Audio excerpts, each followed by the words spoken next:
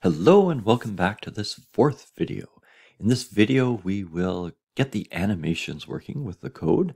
We should be able to change the view of the camera, so more of a top-down view, and then also fix a little bit of the offset problem, and maybe more. We'll see where we get to again. So opening back the code, what we need to do here is basically grab the animator. So where we've grabbed components before, we need to grab the animator component. So I'm just going to simply put that up here, just like we would do before with the rigid body.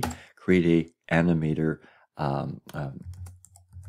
variable of the type animator, and then instead of start here, we'll put it as a wake. So right at the beginning of the game, as it starts, we will grab the component. So just like before, we're going to get the component. This time it's an animator. And there we go. So now we've grabbed that animator component. As we come down here, right, we need to sort of coordinate this movement, the value that's got in the movement, with the blend tree, basically. So if you remember from the blend tree, maybe we'll just pop back there since it's been a little bit. Go back to our animator. On our blend tree, we had these two sort of parameters that we can call, or we can access at least, read, I guess, horizontal and vertical. And what we want to do is basically take those values and read them, and then therefore play the animation based on that. Well, I guess I'm sort of saying it backwards, aren't I? So we want to be able to take the horizontal and vertical values of the input and then translate that into these, so therefore it knows which animation to play. It'll make more sense, I guess, once we put the code in here. So let's go in. So we're going to access the animator, and we're going to set a float value. So this is going to grab whichever one we want. So we're going to set that float value. And so like I said, we call them horizontal. So we put them in parentheses here because it's sort of a string that we've called that parameter is horizontal. And we're going to set it to the value of our horizontal input, right? So this number here, remember, back from before, this was -1, 0 to +1 as you press the arrows, or I guess the A and D keys. So it's going to take that value and then translate it into the horizontal. Okay, so there we go. I'm going to just copy and paste this for the second one because it's basically the same. The only difference with this would be the vertical parameter, and it's going to grab the vertical input as well. So I think that's all we need. There's going to be a little bit of an issue that we'll fix up. So let's just go check though here. Always good to do one thing at a time. So I guess, well, whatever we're going to play is going to go into game anyways. There we go. So you can see that he is animating now. Now he's floating a little bit. It's not too bad. We'll see what it looks like from the top view, but at least he is animating. Now there is a little bit, you can see how it jumps there. And that's just because there's no transition time.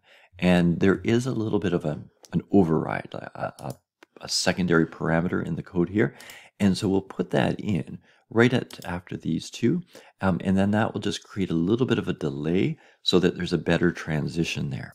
And when you put your mouse in here, usually you can see there's those 3 overloads. It says, I wonder if I can see those 3 overloads.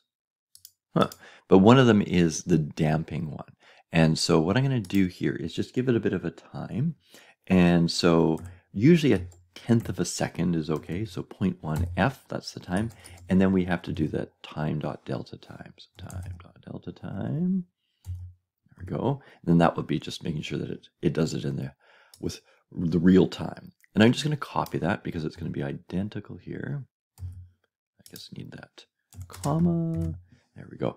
And what we should see, what we should see here once we save it and go back is that transition between, say, going left and right is just a little bit smoother there. So there's left and then right. And you can just see it kind of pauses, and rather than just sort of jumping right into the other animation, maybe if I move them a little closer, it's easier to see. Yeah, you can just see it's a lot smoother than it was before. Good.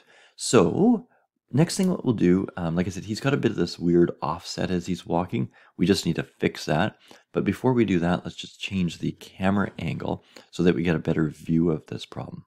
Now to set up that camera, we can see the camera at the moment sort of behind him. So I'm just going to simply click on that camera, get it to move. I'm just going to place it above him. So maybe I'll just sort of get a nice little view here. Maybe a top view. Just bring that camera just above him. I mean, we could set it up exactly, but that should be pretty good. I'm going to rotate it down. I think that's on the x-axis 90. Yep. I think we're looking pretty well straight down on him. And one other thing that we'll do, even though it is sort of a 3D game, we're going to set this camera up in orthographic view. You can play around with this later, right? Once we get this sort of going, and if you want to change it up, you'll be able to sort of do what you want to do. So let's just take a look on the game window. I think it's pretty good. Yep, so there's our character.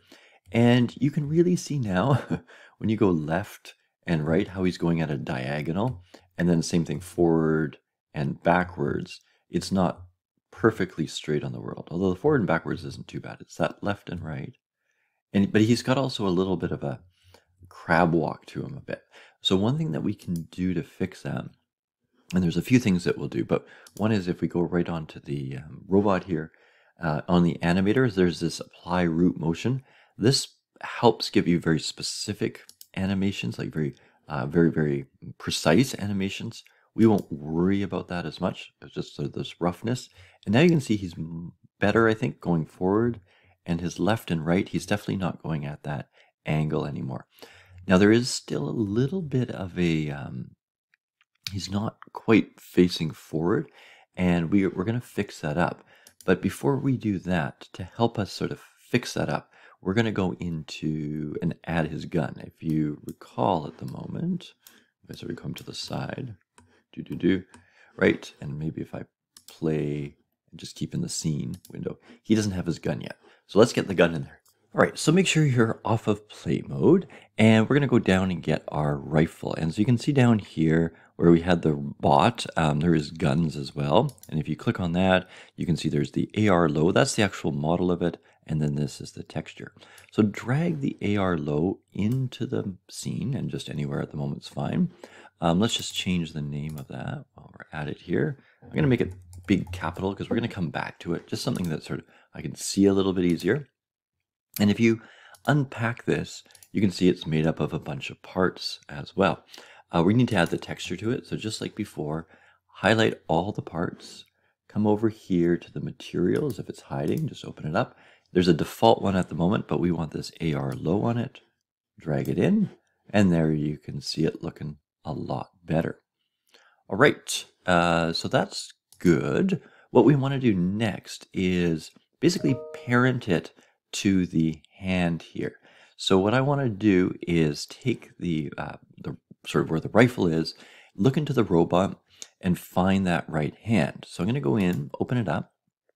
These are just the pieces, right? What we are interested in is this bipedal. These are sort of the bones of the object. These are the things that actually are controlled to do the animation. So I'm going to open this up and sort of work my way down. Footsteps, okay, so we're going to go into the pelvis. And you can see right, left thigh. We don't want to go into the thigh, so I'm going to go into this one. Splines or spines, right? Neck, clavicle. Okay, so clavicle would be your shoulder, basically. We're going to put on his right hand, so it's probably down the clavicle here. There's his upper arm, and there's his right forearm, so we're going to go into that. And then there is his right hand. We're going to parent it in there. So what I'm going to do is just drag this in and put it as a child of the hand there. What's it saying there? I don't know why I didn't like that. Let me try somewhere down below. Okay, I just put it below there. I think it was trying to put it in with those other ones. So regardless, it is now, I don't know, I have a little plus. I don't think that happened before, but anyways, hopefully that's okay. What it is it's basically a child of the hand now. Now, if we hit, we've hit play here, it's still, it's in the wrong position, but it will be moving with the player, okay? And you can actually see it it sort of animate as well. And that's because the hand is moving. Now we just have to make sure that we get it into the right spot. So now we just have to kind of go in and fix, or put it in the right spot, because it's obviously not quite in the right spot yet. Now it's offset here. So I think first thing I'll do is just set those to 0, 0, and 0. So it should get very close to the hand. Now what's tricky about this is that this is not how he's going to be standing in the game. So what we have to do is basically go into play mode, place it, but then the problem with the play mode is that it's not going to save it, right? So we'll have to sort of deal with this. So let's go into the scene here. Obviously the rifle's in the wrong rotation. Position looks okay. So I'm going to grab this and just sort of start messing. Whoops. Make sure you've got the rifle and sort of play around and try to get this in the right spot. Okay, so this is a little bit tricky. It's still not quite in the right location. I'm going to move it over as well.